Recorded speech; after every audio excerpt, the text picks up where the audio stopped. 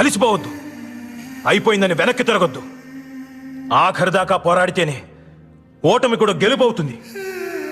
రక్తం పారని, కండలు కరగని, గుండెలు పగలని విజయకాంక్ష నీ శ్వాస అయితే ఆవు పిరినాపుట ఎవరితరం? నీ ధ్యేయం, నీ ధైర్యం, నీ హక్కే నీ సైన్యం.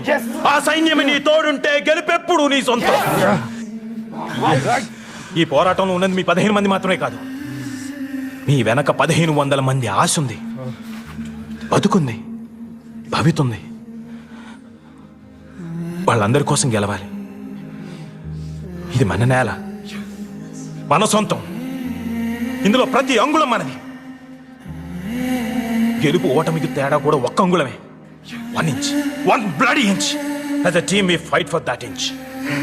We tear ourselves and everyone around us to pieces for that inch. We claw with our fingernails for that